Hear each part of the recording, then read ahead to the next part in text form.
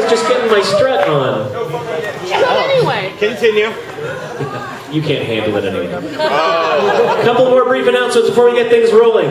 First of all, having discovered today that at roughly 4:50 p.m. we get that fun rumbling sound for about 5 minutes, we are going to start tomorrow's show at 5 p.m. as originally scheduled. Indecisive!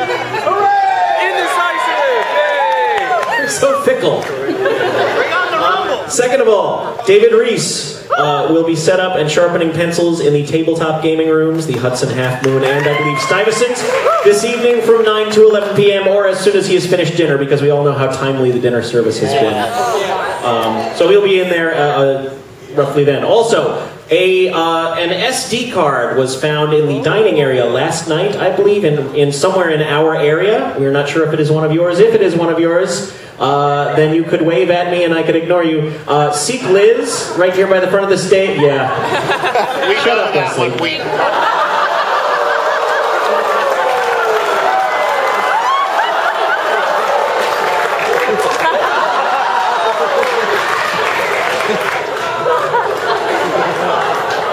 He was, of course, playing the part of Evil Will Wheaton right there. But anyway, find Liz right here by the stage at the end of the show and find some sort of way of identifying it, or just give Liz $150 and it's yours. With all of that being said, it is my distinct pleasure to introduce this next gentleman. We've been fans of his from his work with Hard and Firm for a number of years. And by fans, I mean jealous as hell of the fact that they are funnier than we are. But we've had the privilege of getting to know him over the past year or two, and he, in addition to being hilarious, is an absolutely delightful human being. He was described last night, most appropriately, I think, by Kevin Murphy as the human smile. We are so thrilled he's gonna, yeah, I know, that's so adorable! We're so thrilled he's gonna be here with us tonight, so please, without any further ado, please welcome Mike Phirman.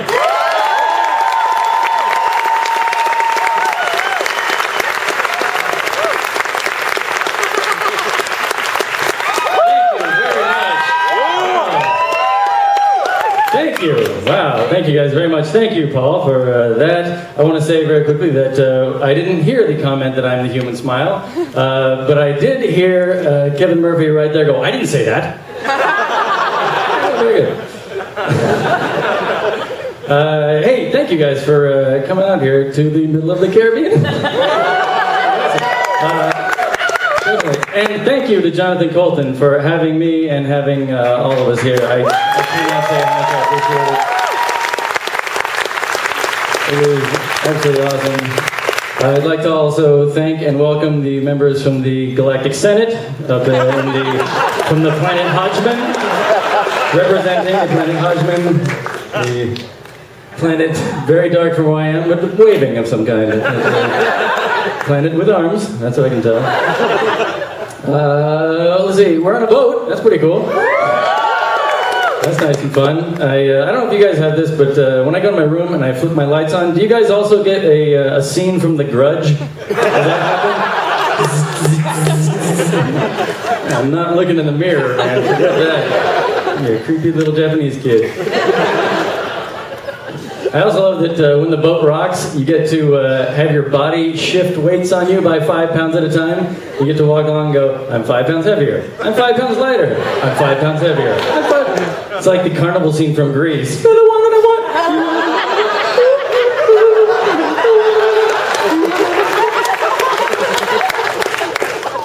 I will tell you a little bit about myself. Like most people, my name is Mike. Thank you, Mikes. I live in Los Angeles. Oh my God. Are we all right? Everybody okay? Camera is still going. What brand is this? Where are we? That's a Climax? Are you serious? What is it? Wow. You need to learn to shake hands with Mr. Danger. Well played, sir. Well played. Yeah, that's a... Wow. That's a keeper. I'm going to finally be in a viral video. Yes! Wow! Good timing. Excellent timing. I remember what I was talking about. What was I talking about before cameras started falling from the sky? What was that? Oh yes, I live in a dangerous neighborhood. What was I going to say? Ah yes. I do live in Los Angeles, and I do live in a dangerous neighborhood. And I found this out 2 weeks ago, and it's kind of scary the way I found out. The way I found out was that 2 weeks ago, I shot 2 people.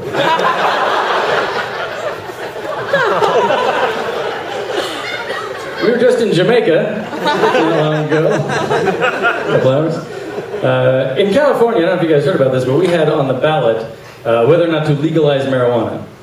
And I was thinking, that would be awesome. I wish they would legalize marijuana. If for no other reason than I am dying to market a brand of pot cookie called Chips Ahoy.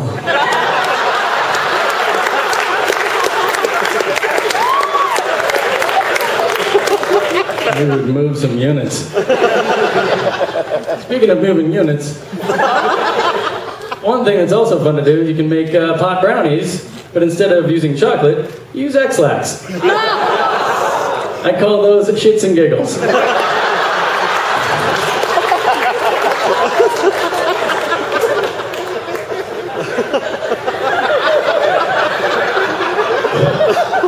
If they do legalize marijuana, I'm opening a dispensary, just so you know, this will be mine, because I already have a name picked out. I'm going to call my dispensary, because it's too easy, Office Day Pot. I will stay open by the people that come in on accident alone. Somebody came up to me after a show one time and they were like, dude, why would you say that? You could actually do that. And now you just gave that away. I'm like, dude, anybody that would actually take that idea and run with it has already forgotten it. Guaranteed. I am safe. No worries. Christmas was just a little while ago. I'm going to start with information and tell a joke.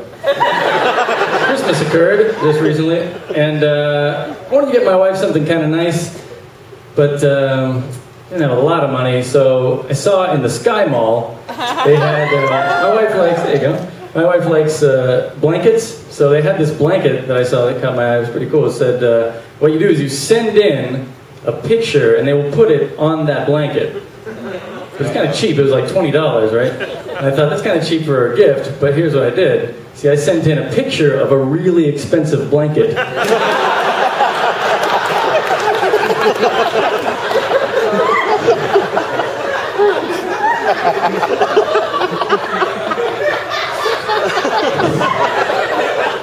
You're a good crowd.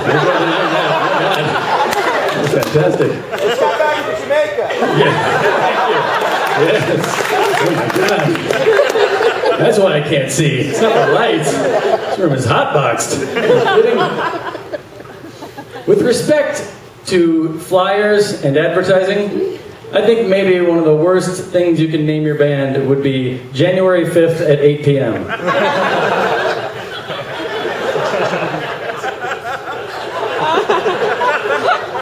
Only once a year would your show not be a complete clusterfuck. Especially if your opening band is Doors at 7. I got a book a little while ago that was a book on self-realization. I opened up, every single page just said, holy shit, I'm a book.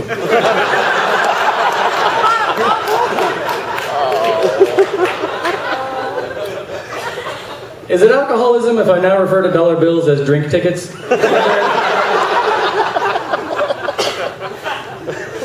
So, I was thinking the other day, I would guess that every room is probably equally divided between people who would describe a glass of water as half full and the people who would describe it as half empty. And yet, I'd be willing to bet every single person in every single room would describe the following situation in the following way.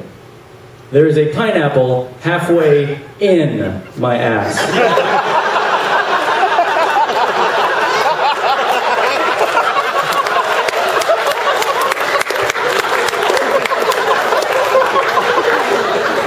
Nobody that positive.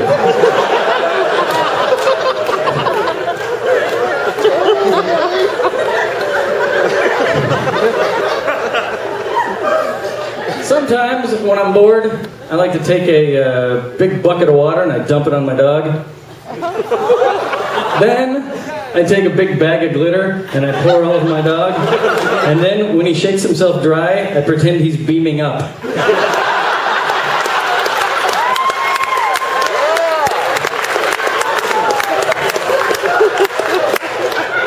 That's something you can do at home. I was thinking the other day, what would happen if you were to encounter your absolute favorite thing in the world at the exact same moment that you encountered your absolute least favorite thing in the world? For me, this would be receiving a blowjob from a tarantula.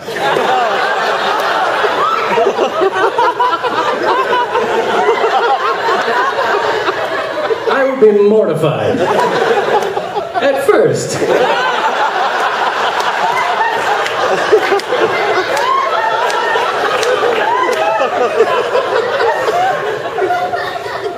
I found this kind of interesting. I just learned that Eskimos have 50 different ways of saying, did you know we have 20 different words for snow?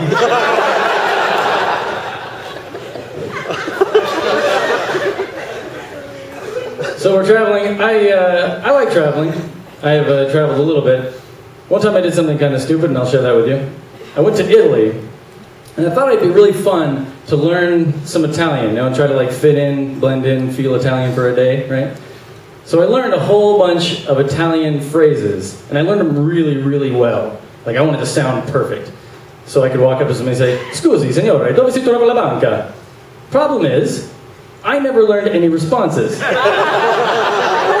So I would say, "Oh, scusi, signore, dove si trova la banca?" The guy would say, "Va a sinistra, va a sinistra," and I'd be like, "Oh, no, I'm sorry. You know what? I don't. Oh God, no entiendo. No, God, no sense. Fuck. No, sorry, dude. I have no idea what you just said. I have to go look on a map." Because you know what that's like? That's like you walking up to somebody on the street and be like, or somebody walking up to you and going, "Excuse me, do you know what time the bus comes around here?" And you go, "Oh, yeah, you going east? You're going west?" And they go, "What the fuck just happened, dude?"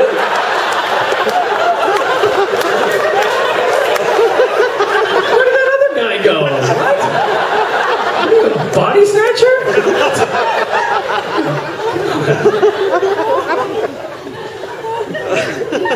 I'll tell you, I have a little baby. I have a little 1-year-old baby. Yes. Give it up for life.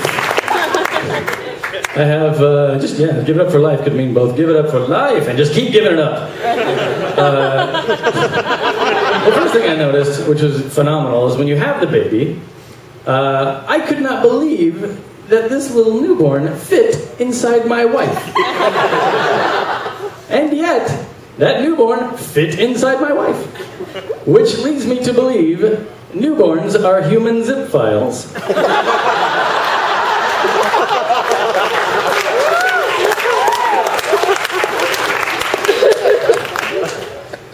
The hard part about having a kid is you have to give them a name. You have to give that human being the name that they are going to carry for the rest of their life. We want to do something interesting. Like I'm Mike. Like I said, there's never one of me anywhere. But at the same time, I'm in LA, so there are people that are like, "Oh yeah, hi, my name's Cindy, but I spell it CYN-D." Like, you know what? Don't need it, dude. That's ridiculous. So what we went with, we thought this was pretty good. We named him Milo. I thought that's a nice little name, Milo. But to give it a little twist, we spell it Jeff.